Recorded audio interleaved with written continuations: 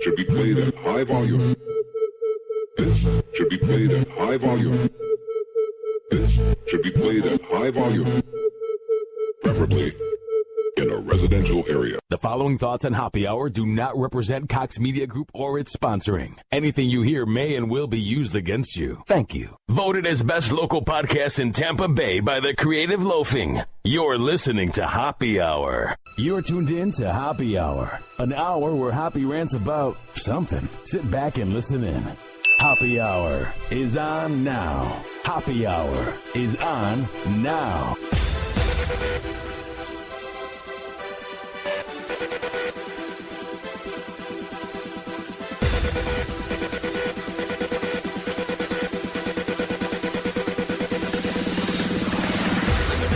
Yo, what's up? This is Happy Hour. I am your host, Ryan Hoppe. For the next hour, I want to change the way you look at things.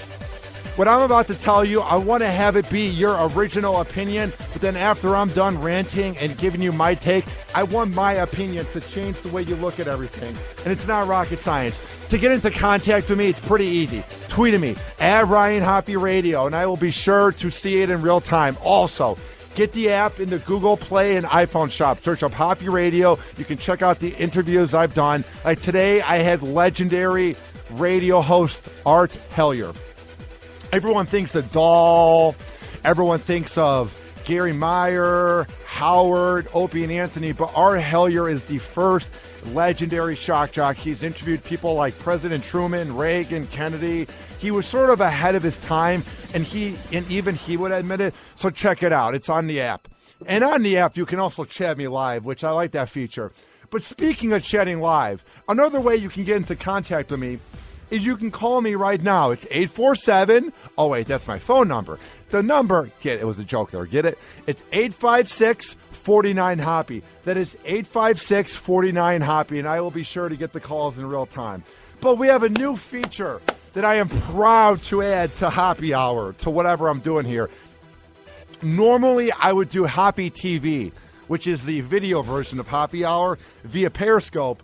But what happened was everyone's watching it via their smartphone, smart tablet, or maybe on the computer if someone's using a desktop. But nobody has the attention span to watch a little Periscope screen. I love what Facebook Live did.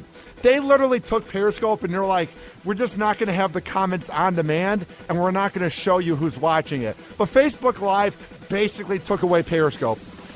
And I'm getting record-breaking numbers for people watching it. So you can watch Hoppe TV via Facebook Live, and I'm a big fan of that feature. And I'm going to start uploading my shows to YouTube so you can watch Hoppe TV. And that's about it for the plugging. All right. That's about it. Let me get to this segment that's going to be hard for me to talk about, and it's really weird. My dad passed away on the eve of Thanksgiving, and I don't want to rehash the memories and talk about it. It's on a previous podcast. But basically, I came home from the gym, and I found him passed away. And I was supposed to move that Monday after Thanksgiving, which made no sense, to begin working for Rover's Morning Glory, where I didn't even have an apartment yet, and then come back 2 weeks later after the show would be on Christmas break. So the whole thing didn't make any sense. But I ended up moving to Cleveland in January, and now I'm in Tampa. But it's really weird to think that my dad's seeing none of this success. I don't believe in an afterlife. I don't believe in anything like that. I do believe that if you have good karma and you meditate and you think positively, things will happen. But I don't believe in anything, so I don't think he's seen any of this. And I've been on and off with addressing everything that happened on the previous show. But for most people that listen to Mike Helton, they've heard me talk about the show I was on in Cleveland. And the last thing that my dad ever saw me do in radio, he saw me go to radio conferences. He saw me intern with a legendary Chicago radio host. He saw me have an overnight show in Chicago on WNUR 89.3. But the last thing he saw was me getting catfished in a prank where I was trying really hard to get laid. So it's pretty weird to think that the last thing he ever saw was my naked body trying to break my virginity. So it's weird. But I got a new phone in March of last year before I left Cleveland, and I totally forgot about my old phone. So I was going through it this week, my old iPhone, trying to find pics of my dad and just looking at the old memories of Cleveland. And I was just looking at the contacts I had on my phone. And then I go to look at voicemails, and you're scrolling down. And then I find one from like October 28th. And that was around the time that I got the call from Rover's Morning Glory that I was hired as their phone screener. And my dad could not have been more proud, even though I was catfished by the show. And it's basically how I got hired, being made fun of. My dad could not have been happier for me that it was at that point my favorite show. And at that point, what seemed like a dream job. So I found the voicemail that he left me. And I don't know. I was debating if I wanted to bring it to the show or not, because I'm just in this point last year when I was drinking in Cleveland and when I got to town and I was a hot mess. I was in denial that I would never see him again. I was like, oh, he'll come around. But now I'm in that second phase. A little bit of depression, but also where you go, isn't Dad going to chime in with his goofy text? How about those Cavaliers? Like, it's weird to think that he's not around anymore. So I found this voicemail. And it kind of makes me realize that if he was around to see what happened, that he would be proud of me. And I try to carry that on my shoulder because the thing is, I have a lot of pressure to make it for my mom just because the moms want the best from you and they always want you to make it in life. I mean, you hear every athlete that talk about my mom pushed me, my mom's the reason. My mom's one of the reasons why I want to make it in radio. But I just kind of miss the idea of my dad, keeping me humble, which is why I think I had the drinking problem in Cleveland, because he wasn't there to make me feel bad. So I'm going to play this for you. This is the voicemail of when my mom sent a text to my dad saying, I guess there's good news. And the good news was Ballrag from Rover's Morning Glory giving me the call saying I was hired by RMG in Cleveland, the local Cleveland morning show. So here is the voicemail, and it's going to give me goosebumps. It's going to be weird, but here is my dad saying he's proud of me for getting hired by the show.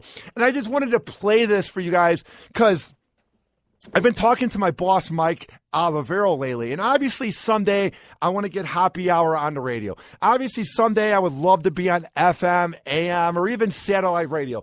That's the ultimate goal. But he said to me, I don't hear enough of you. When you rant, you're like the crazy old man. And when you interview people, okay, cool, you get names, you know how to book guests, but we don't hear enough of you. And I thought about that. I was like, not all of Mike Helt's show or Opie or Howard is interviews. I need to have trust and confidence in myself that I could talk without needing a co-host necessarily. So I'm going to try this new approach of being more positive and not so much the crazy, ooh, I'm ranting about this today, like the old man on the front lawn, which is what my boss called me. Dude, it's an inside joke to my boss. All right, here is my dad's voicemail as he found out that I was hired by Rover's Morning Glory, the local morning show in Cleveland. Hey, Ryan. It's Dad. It's about 12 after 4. Heard some awesome news. Give me a call. Hope you're doing well. Take care. Love you. Bye. The funny part about my dad's voicemails was they were always very bland. He'd be like, it's 4:12 p.m. Yeah, can I pick you up from school now? Or he'd be like, what do you want for dinner? Like, he never, ever was able to get to the point. But you could tell that he felt something in this voicemail because he got right to the point and said, love you, take care, bye. I'm not saying he never said love you, but a lot of times my dad was in a grumpy mood because life didn't always go perfectly for him. And he was unemployed for a few years, but he helped keep the house over our head. But there was a lot of anxiety that went on at the house. So me and my dad had good times, but I never really saw a lot of the lovey-dovey side of him. So it was very cool to find this voicemail, and I'll play it for you guys one more time. My dad leaving the voicemail after my mom said to him that I got hired by the local morning show in Cleveland. Hey, Ryan. It's Dad. It's about 12 after 4. Heard some awesome news. Give me a call. Hope you're doing well. Take care. Love you. Bye. And then I also found this voicemail by my dad. I was a finalist, I guess, per se. I was applying after I graduated from the radio school in Illinois. I was applying for any and every radio job. Mornings in Fargo, promotions in Seattle, producing in, I don't know, Portland. And I wasn't getting anything. And I actually got an interview. I was a top 10 finalist because that's what Mitch Rosen, the program director of 670 The Score, said to me. He's like, I have 10 other people I'm interviewing. So I guess I kind of was a finalist. And my dad drove me that morning because he didn't trust me driving his new car. So he drove me to the CTA headquarters, or the CTA bus area in Rosemont, Illinois, where you would take the bus to Chicago and then you would get to the interview. So at like 4 a.m, my dad drives me to the bus, and I had to take the bus because he didn't trust me driving his car. So my dad then leaves a voicemail saying where to pick me up and whatnot. And what's weird about this day, too, is both days that he's left me a voicemail were days that I was doing something with the show Rover's Morning Glory, the local show in Cleveland. Because this day as well, any listeners of the show will know that the way I got into becoming a fan of Rover was when he was on in Chicago in 2006. I listened every day, and there was this weird guy that was possibly a pedophile. His name was One-Eyed Bry, and he went to the local radio school. And I was such a fan of Rover that when he went off of Chicago radio after like 6 months or whatever, what I did was I was trying to get into contact with the show, even though I was in 6th grade. So what I did was I found One-Eyed Bry's online account. And he was this weird guy that did this internet radio show that was kind of ahead of its time about ghosts in the afterlife. It was weird. And me and him would talk every day about radio. And every call he would end with, I love you, because he's weird, a pedophile. And he lived with his mom at like age 39. And the thing is, the day that I tried out to be a producer for 670 The Score was the same day I heard Rover talking about One-Eyed Bry dying, because I tweeted it at him. So I called in, and that was the day that the fan base of RMG in Cleveland found out about me. So it's kind of weird that both days that my dad left a good voicemail was the days that I did something to get my name, I guess, known in radio. So here is the second voicemail that my dad left me after I tried out to be a producer for 670 The Score and then called into the local Cleveland morning show. So here is my dad's second voicemail on Hoppe Hour. Call the show, 856-49-HOPPE. That's 856-49-HOPPE, and tweet at me at Ryan Hoppe Radio. Hey, Ryan, it's Dad. It's maybe about 10 after 8. Ready whenever you are. So give me a call and let me know when you're on the train, and then I can kind of try to coordinate it so when you're off the train at River Road, I can be there waiting. Glad your interview went well. I was praying a lot. Love you, proud of you, and look forward to hearing from you. Take care. Bye.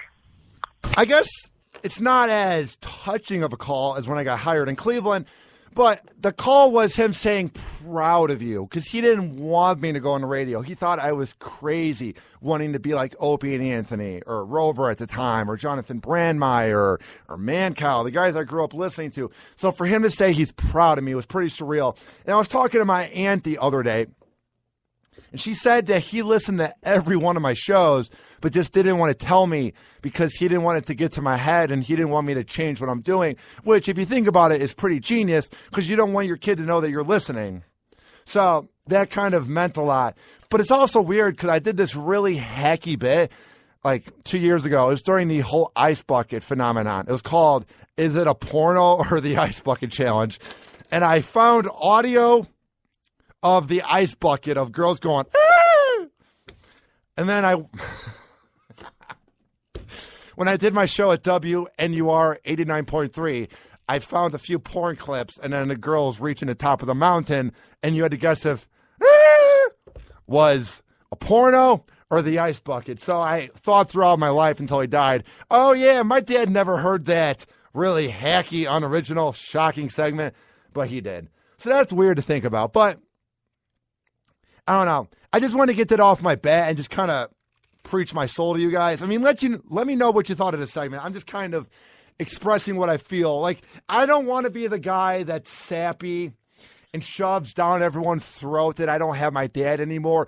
But it's just, I appreciate Mike Calta, Mike Olivero, Rob, Drew Garabo, these guys kind of taking me under their wing and just helping me out, because I just don't know where I would be if I didn't have anybody on my side. You know what I mean? It's weird. So we have a lot coming up on Happy Hour. So here is the deal. Next on Happy Hour.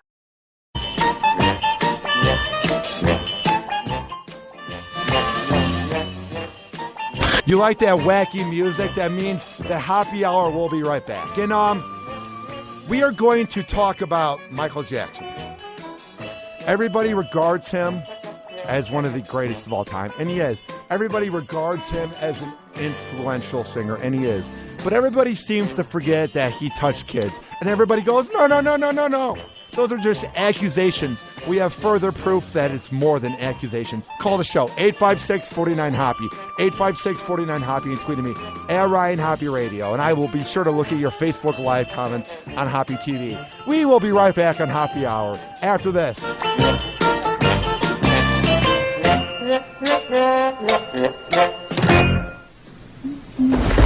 Happy Hour. Happy Hour. Let's go, man.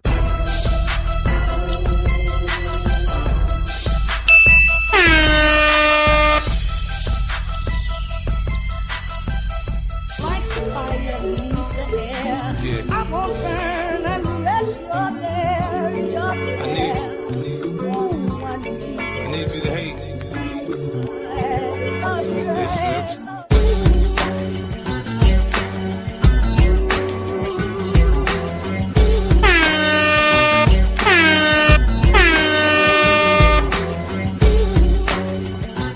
It's time to turn Hoppe on. It's time to turn Hoppe on. It's time to turn Hoppe on. Get what I did there with that sound drop? It's time to turn Hoppe on. Because, like, you have me on right now and you're listening. Or you could turn me on sexually. Get it? You got to be kind of edgy when you're in radio. Get what I did there? All right, call the show. 856-49-HOPPY. That's 856-49-HOPPY. And tweet at me, at Ryan Hoppe Radio.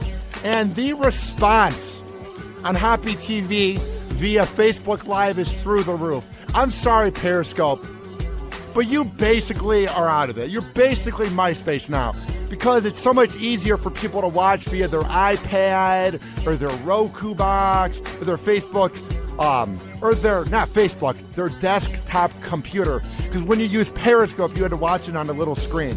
So I appreciate everyone that's watching. All right. We have so much to get into. Okay, here's the deal. We claim that we hate pedophiles. We hate them. We rip into them. Oh, they're the worst. They want to have sex with kids. They suck.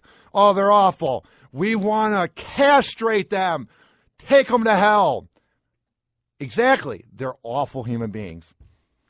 There's something that happened in their life. Fair or unfair, it turned them into creeps. As I say, once you find a pedophile guilty, if there's enough proof and you kind of rank the crime, like, I don't know, raping a kid or kidnapping them for 18 years, bring them out in the back, put them on the electric chair and kill them, because there's no ever fixing pedophiles. It's like saying to me, Hoppe, don't be attracted to a heterosexual. It's like saying to a gay guy, just don't want to have sex with a guy anymore. I'm sorry, but being a pedophile is no different than being hetero, homo, or I guess transgender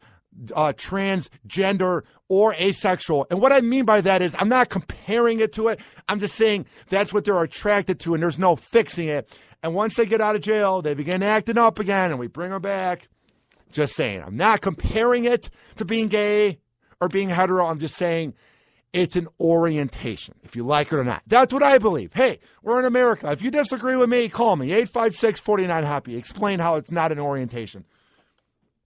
We hate pedophiles so much, though. When parents move into a new neighborhood, finally sign a lease on the house, I'm sure they look at watchdog.us, the website, see where the sex offenders are at.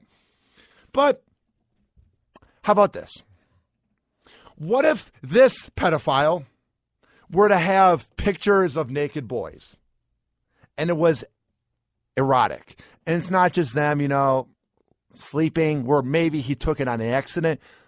Wouldn't you want to put this guy in jail if he had hundreds of pictures at his huge mansion of kids and it was shocking images of torture, adult nudity, and sodomy? How sickening is that? How gross is that? It's horrible. It's awful. But you know what? It doesn't matter because it's Michael Jackson. And this is a new report coming out via the Huffington Post.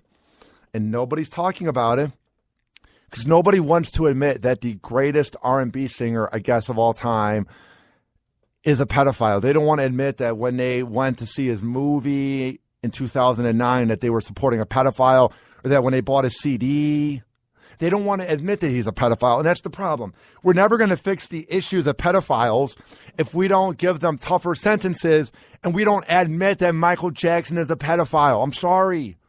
Ridiculous. And it wasn't alleged anymore. I don't know why TMZ's not covering this. Why aren't we talking about this? He had hundreds of pictures of erotic poses depicting men and children. And when they used the word men, they didn't just say, oh, Michael Jackson and children. They said men, as if it's more than one. So maybe he had his friends over. They're obviously not going to say what's in the pics. But if this was any other average Joe, like let's say some local radio host or a local rapper or TV anchor, some local celebrity, we would castrate him. We would make sure they never work again. But when it's Michael Jackson, let's just keep on dancing to any of his songs at weddings or when they're on the radio. I'm just saying, how much do we hate pedophiles? Do we really? All right. He was accused of sexually assaulting Gavin Arvizu, a 13-year-old cancer survivor, at the time of the incident. Who cares?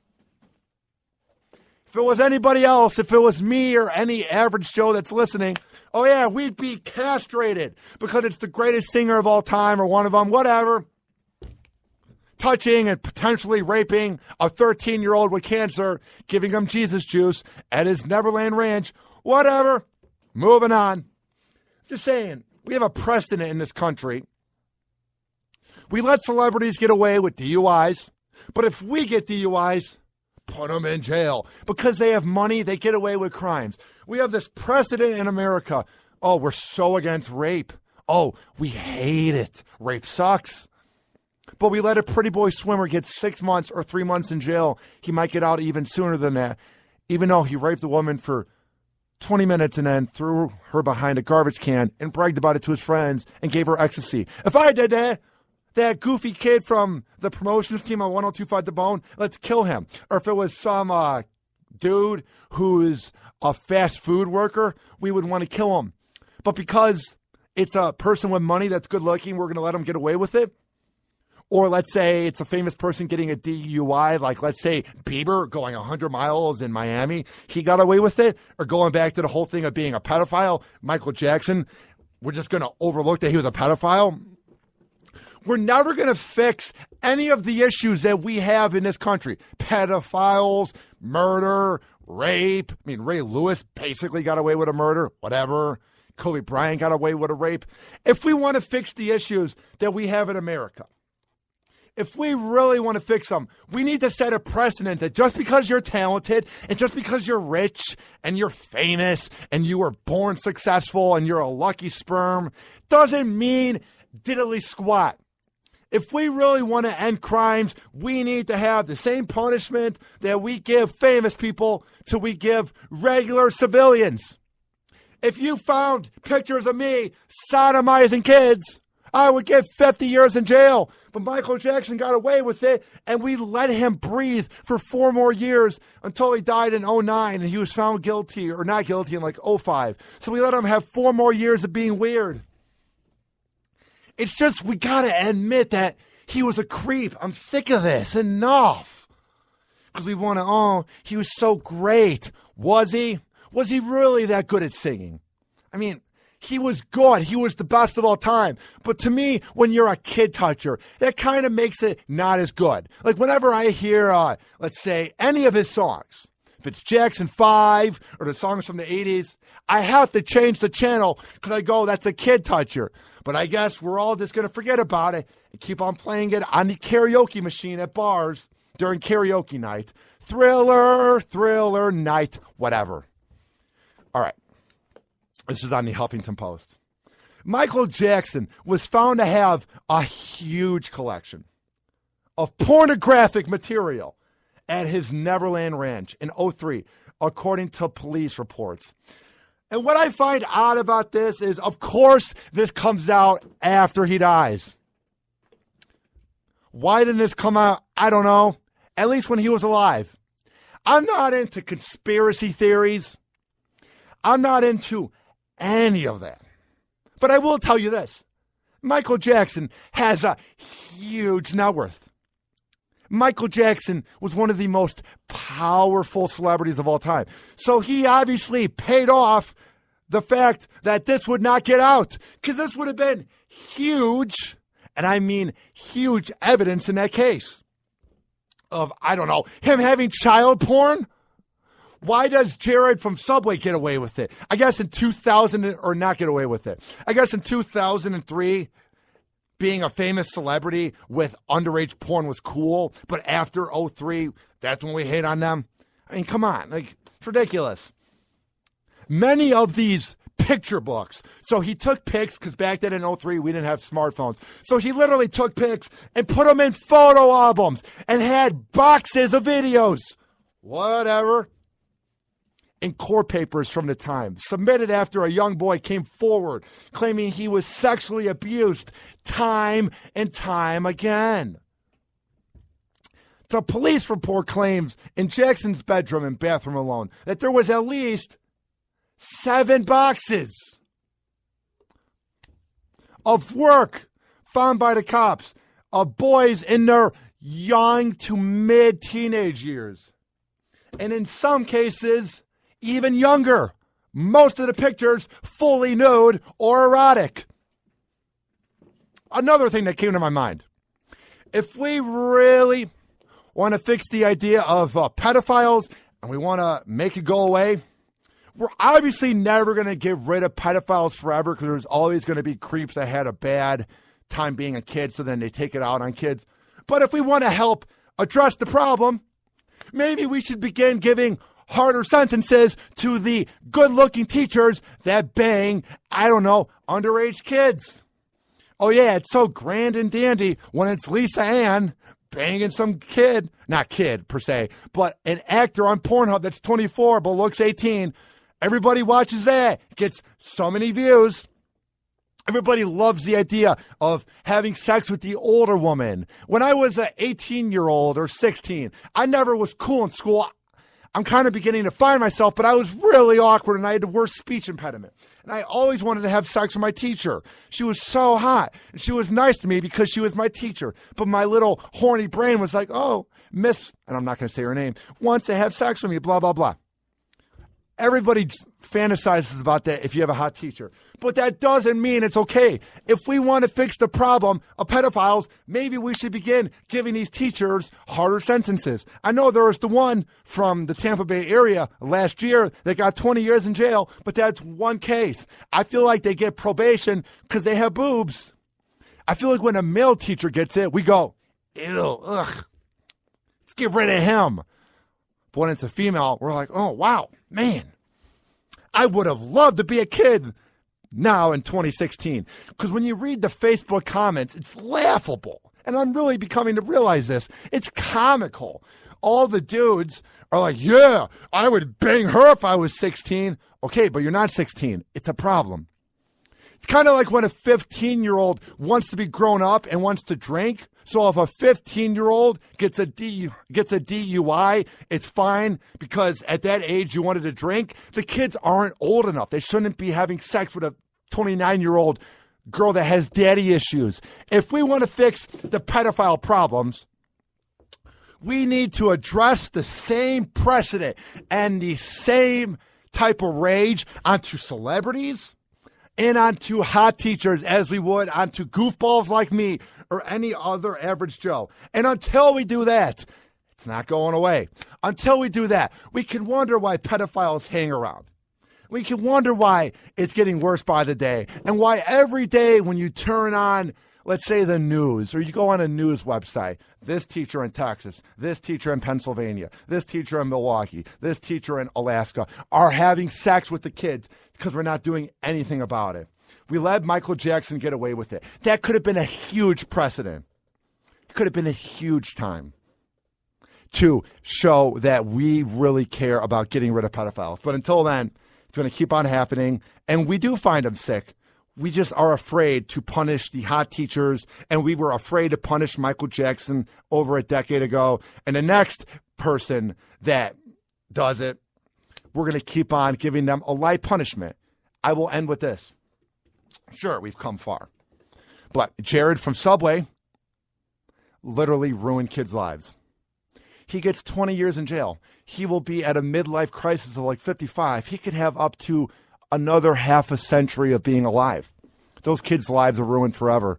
Why is Jerry Sandusky allowed to breathe after taking advantage of a school for 30 years? We seem to overlook that. Like I said, until we address the problem, nothing will ever change, and we will keep sitting here year after year having debates, and nothing will ever change. Next on Happy Hour. All right, here is what is coming up next on Happy Hour. I saw this article, and it really gravitated to me. It really drew me in. It says here, man drives drunk during happy hour and flashes a huge smile, looking proud of what he's done. It's ridiculous. I will then give you my take on why we need to be tougher on drunk drivers. Call the show, 856-49-HOPPY. That's 856-49-HOPPY. Tweet at me, at Ryan Hoppe Radio. And I appreciate all the people who are watching via Hoppe TV on my Facebook. We will be right back on Happy Hour after this. Hang on.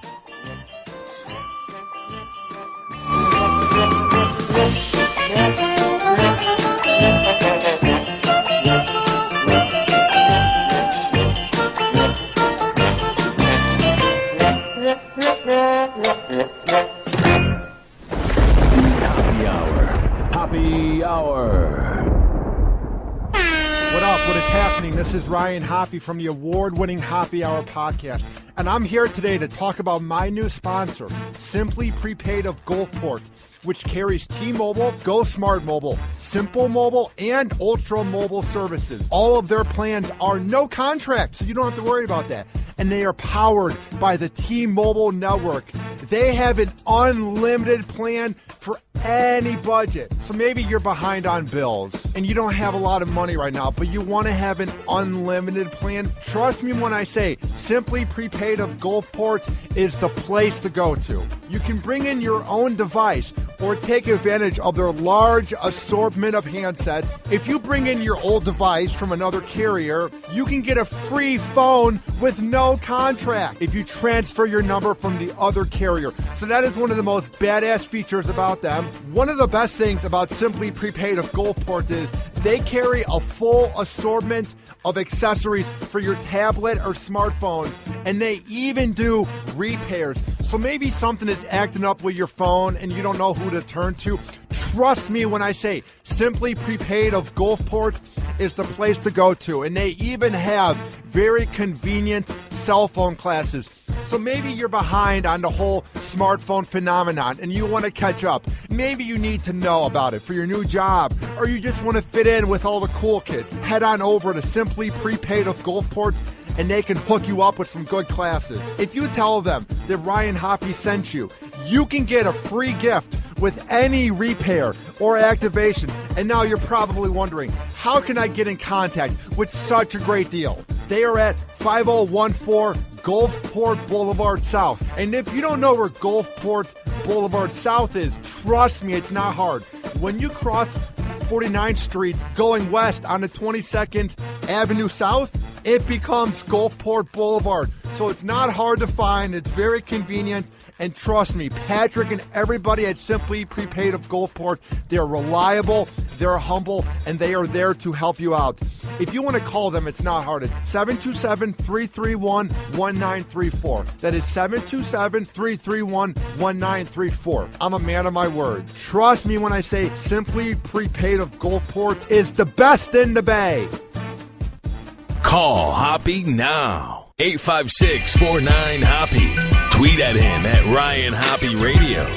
Or chat him live via the Hoppe Radio app.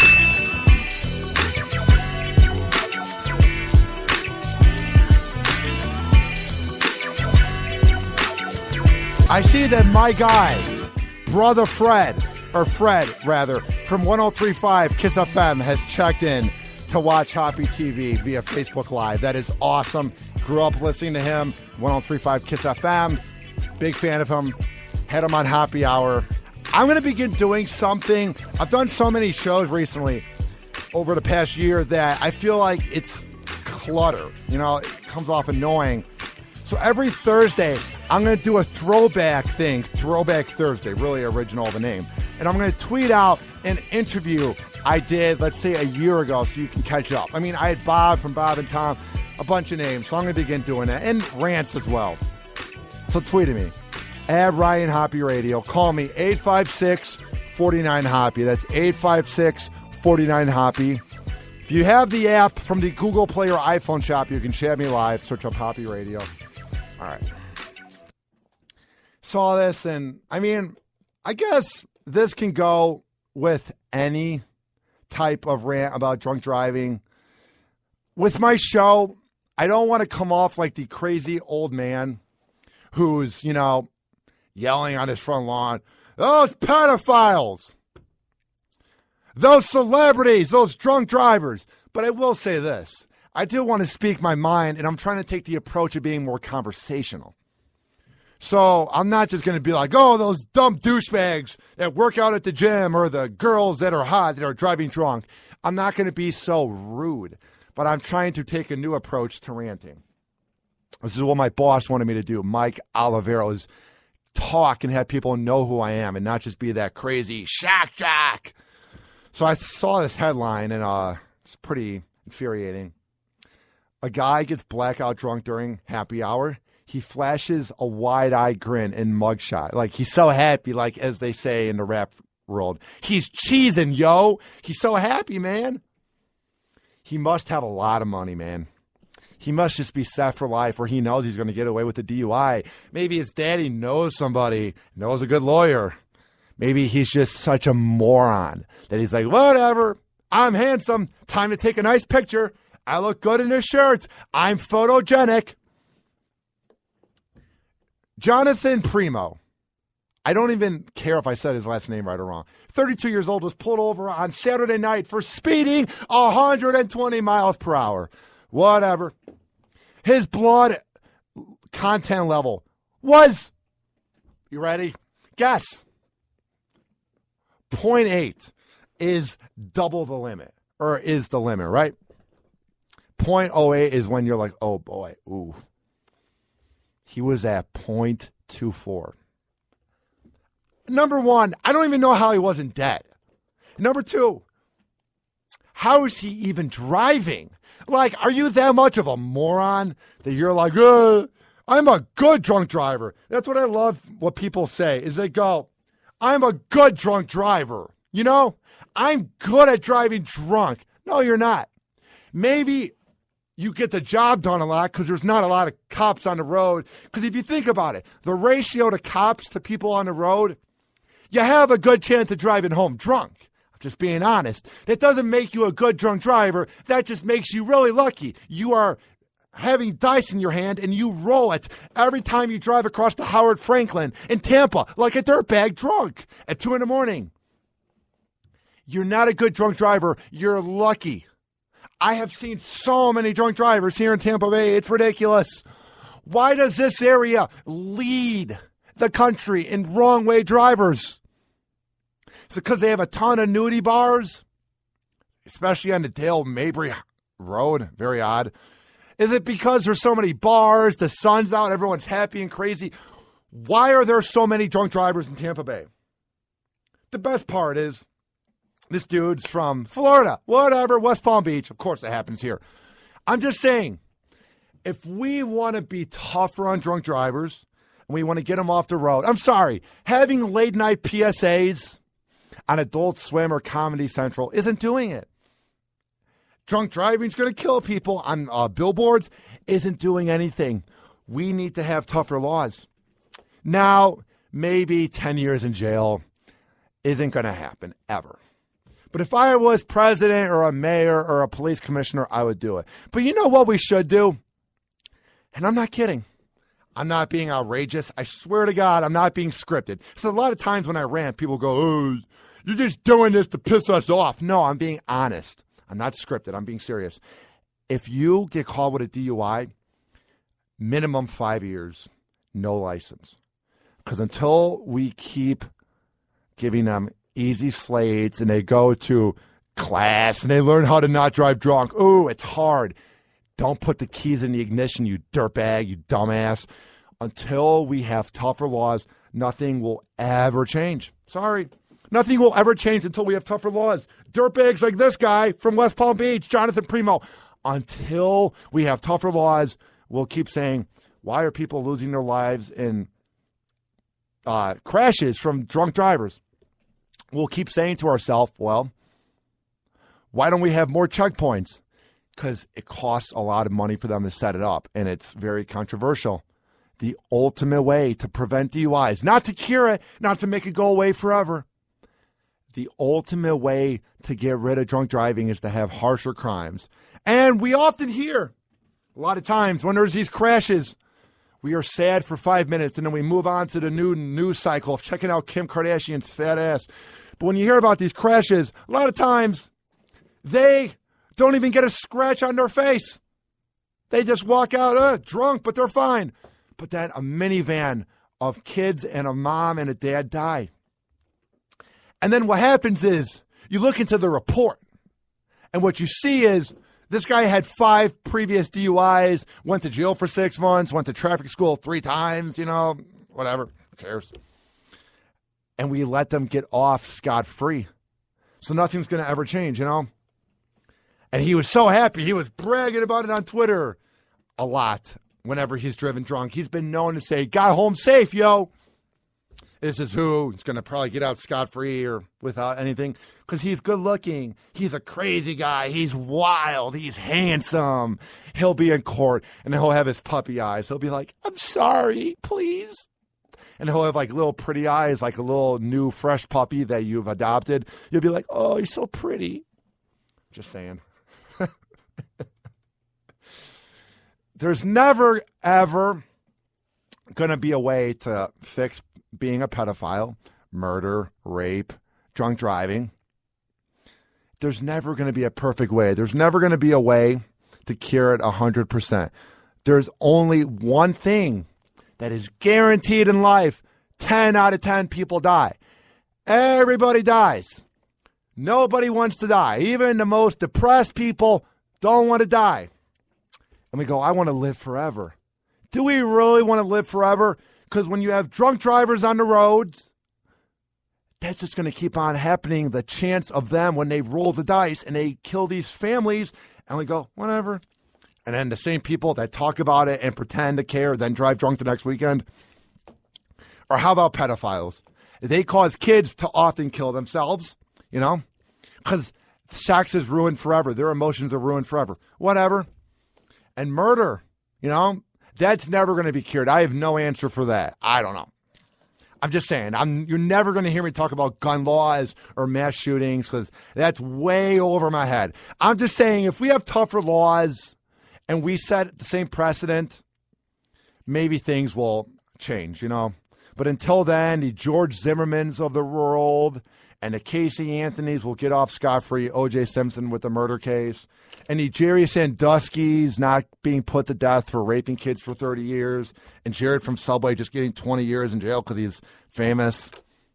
And all these drunk drivers like Bieber. Hey, Shia LaBeouf got one in 2011. Who cares? Lindsay Lohan's had plenty. So many people get them. And it just sets the precedent that they can get away with it, and good-looking people can get away with it. So why care, Whatever.